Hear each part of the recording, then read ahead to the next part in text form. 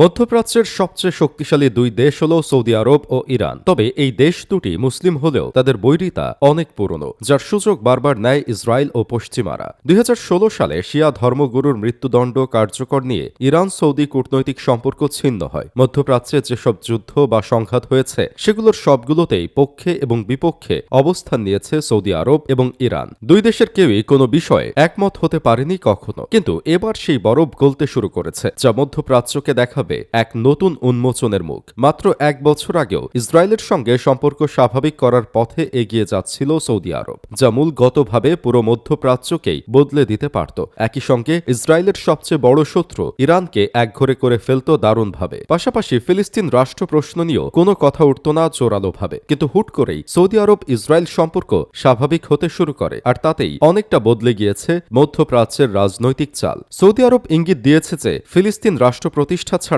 তারা ইসরায়েলের সাথে কূটনৈতিক সম্পর্ক স্থাপন করবে না। এই প্রথম হয়তো সৌদি আরব ফিলিস্তিন নিয়ে খোলাখুলি হলো এবং ইরানের পক্ষে অবস্থানে গেল। এরই মধ্যে দেশ দুটি ওমান সাগরে যৌথ নৌ মহড়ায় অংশ নিয়েছে, যা শুধু ইসরায়েল নয়, পশ্চিমাদেরও অবাক করেছে। এমনকি আগামীতে লোহিত সাগরেও এই দুই দেশের নৌবাহিনী যৌথ সামরিক মহড়া করবে বলে নিশ্চিত করেছে ইরান। সৌদি আরব এবং ইরান যদি এক হয় তবে নিশ্চিতভাবে বলা যায় ইসরায়েলের জন্য এটি হবে দুঃস্বপ্ন, কারণ এই দুটি দেশই মধ্যপ্রাচ্যের রাজা, আর দুই রাজা এক হলে তৃতীয় পক্ষের টিকে থাকার কোনো সম্ভাবনা সেখানে থাকে না। গ্লোবাল ফায়ার পাওয়ারের তথ্য অনুযায়ী সামরিক সক্ষমতায় 145টি দেশের মধ্যে ইরানের অবস্থান 14তম, যা ইসরায়েলের 17 ধাপ এগিয়ে। ইরানের 551টি সামরিক বিমান, 129টি হেলিকপ্টার, 65,765টি সাজোয়াজান, 1,996টি ট্যাঙ্ক, 101টি যুদ্ধ জাহাজ ও 19টি ডুবোজাহাজ রয়েছে। এছাড়াও ইরানের পারমাণবিক সক্ষমতা আছে বলেও দাবি দেশটির। তাছাড়া কৌশলগত অবস্থানের দিক দিয়েও ইরান সৌদি মধ্যপ্রাচ্যে ভালো অবস্থানে। এদিকে সৌদি আরবও সামরিক দিক দিয়ে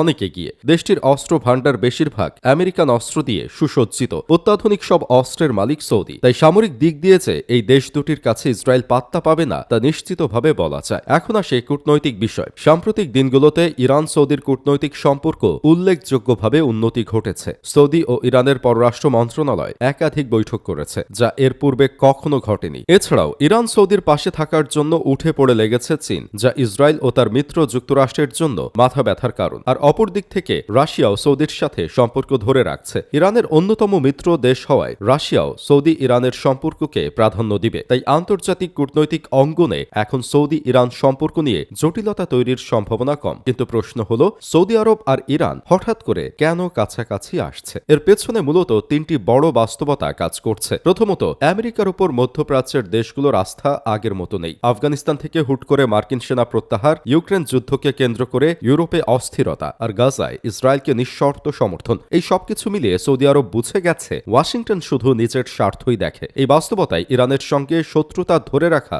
সৌদির জন্য এখন আর লাভজনক নয়। দ্বিতীয়ত, ইয়েমেন যুদ্ধ। ইরান সমর্থিত হুতিদের সঙ্গে বছরের পর বছর যুদ্ধ করেও সৌদি আরব কাঙ্ক্ষিত সাফল্য পায়নি, বরং অর্থনীতি ক্ষতিগ্রস্ত হয়েছে। আন্তর্জাতিক ভাবমূর্তি প্রশ্নের মুখে পড়েছে। এই যুদ্ধ থেকে সম্মানজনক বেরিয়ে আসার একমাত্র পথ ছিল তেহরানের সঙ্গে সমঝোতা, আর সেটাই এখন ধীরে ধীরে বাস্তব হচ্ছে। তৃতীয়ত, চীনের উত্থান। সৌদি ইরান সম্পর্ক স্বাভাবিক করার পেছনে সবচেয়ে বড় মধ্যস্থতাকারী চীন। বেইজিং স্পষ্ট করে দিয়েছে তারা মধ্যপ্রাচ্যে স্থিতিশীলতা চায়, যুদ্ধ নয়। কারণ সৌদি তেল ও ইরানি শক্তি দুটোর ওপরই চীনের অর্থনীতি নির্ভরশীল। এই নতুন বৈশ্বিক সমীকরণে যুক্তরাষ্ট্র আর একমাত্র সিদ্ধান্তদাতা নয়। এখন যদি সৌদি আরব ও ইরান সত্যিকার অর্থেই কৌশলগত জোটে পরিণত হয়, তাহলে মধ্যপ্রাচ্যের মানচিত্র নতুন করে আঁকতে হবে। হরমুজ প্রণালী থেকে বাব আল মানদেব, এই দুই সামুদ্রিক পথই কার্যত তাদের নিয়ন্ত্রণে চলে আসবে, যার প্রভাব পড়বে বৈশ্বিক তেল বাজারে, ইউরোপীয় অর্থনীতিতে এবং সরাসরি ইসরায়েলের নিরাপত্তায়। সবচেয়ে বড় ধাক্কা খাবে ইসরায়েলের একা একা শক্তিশালী হওয়ার কৌশল। কারণ এতদিন তারা সৌদি আরবকে নীরব মিত্র ধরে নিয়ে ইরানকে ঘিরে রাখার চেষ্টা করছিল।